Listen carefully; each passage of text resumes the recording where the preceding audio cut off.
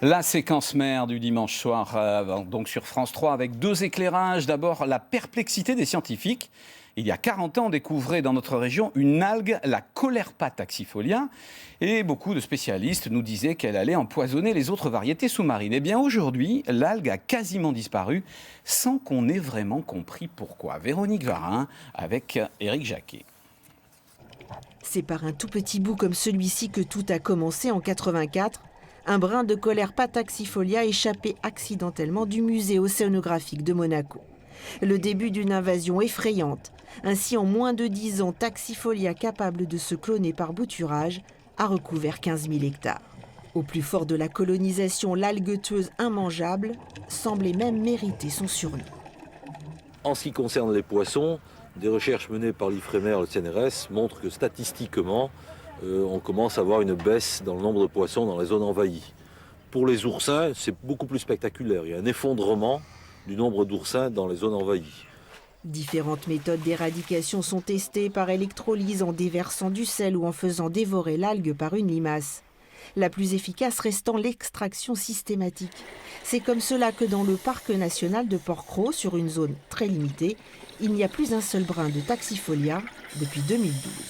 On ne peut pas relâcher l'attention et la lutte. Si on veut avoir vraiment la certitude de réussir, il faut être là tout le temps, chaque année, vérifier que les zones éradiquées ont été bien réalisées et s'assurer qu'il n'y a pas de nouvelles boutures qui arrivent, soit par les ancres, soit par les filets par exemple, ou par d'autres vecteurs.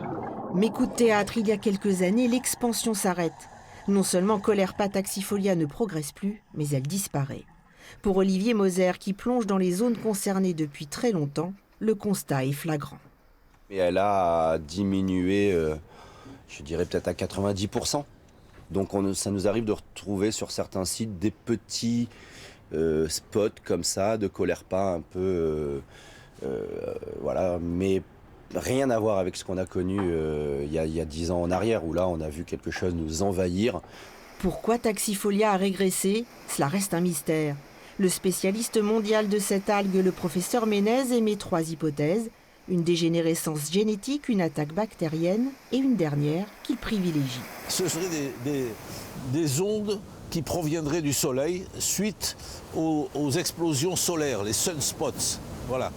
Et ça amène des ondes et on le sait, ça peut perturber la photosynthèse.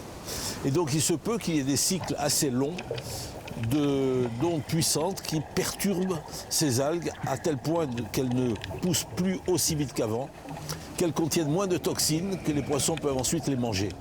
Mais si cette troisième hypothèse est bonne, ça signifie qu'un jour, tout peut reprendre. La vie marine, elle a repris comme avant, riche et diverse, et cela est réjouissant. Mais Taxifolia est toujours là, peut-être prête à reprendre du terrain.